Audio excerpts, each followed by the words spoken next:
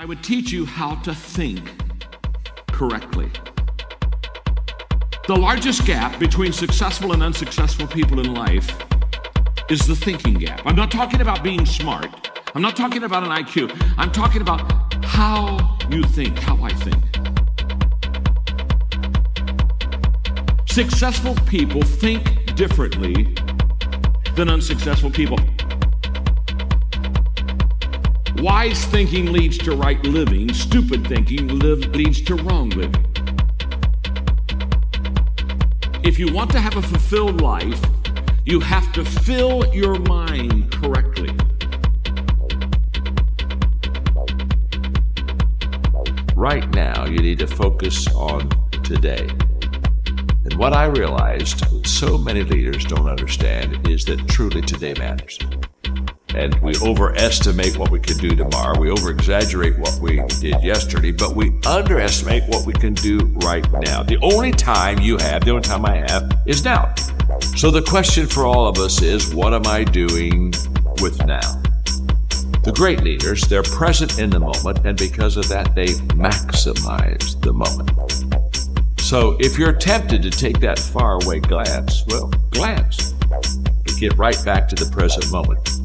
Because today you're preparing to make tomorrow a success. Well, we all want to be motivated, and yet so many times we fail to find the secret of motivation, and so let me give it to you quickly. Just do it. Motivation is not the cause of action, it's the byproduct of action. There's a lot of difference. If I think motivation is the cause of my action, then I'm going to wait to be motivated before I do something. But if I realize it's the byproduct of my action, then I'll start doing something. And then guess what? Motivation will come up and zap you, and all of a sudden you feel good and you're glad you're doing it, and you're saying, wow, this is truly wonderful. So let it be the byproduct you like. Don't let it be the foundation for the actions that you take in your life. Nothing comes to you until you commit yourself. Nothing comes to you if you're just going to try, but you're not committed. Nothing comes to you if you're just thinking about it. It's not until you take the action step. It's not until you take the direction do the things start to flow through you. But I'm saying don't cheat yourself out of the possibility of the potential that's on the other side of commitment. Stay with it long enough to find out if there's any fruit in it. You can do goal setting with a pencil, but you have to do goal getting with your legs. You got to take action. And it's the action that separates us. The greatest gap in this world is the gap between knowing and doing. Knowing is goal setting. Doing, now that's goal achievement. People that are knowledgeable about habits say that it takes 30 days for a habit to become a habit. Now, habits can be good and habits can be bad.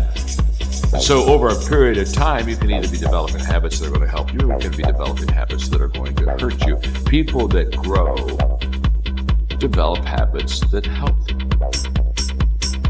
The great value of a good habit is you don't have to think about it. That's why it's a habit. In other words, once you begin to, over days and times and periods, begin to practice something that's good, after a while it becomes automatic to you. It becomes who you are. In fact, I always tell people, practice a good habit long enough to make it yours. And once it's yours, now it's automatic. Every day, you'll do what you should do. Often I have the expression that everything worthwhile is uphill. That's a fact. You've never heard someone talk about accidental achievements. You've never heard someone that got to the top of the mountain and somebody asked them, how did you get there? Kind of look confused and say, I have no idea. They know how they got there. The reason they know how they got there is because they had to walk all the way up the mountain. Nobody lifted them. There were no shortcuts. There's not an elevator. There's not an escalator. It's all effort to get you to the top of the mountain.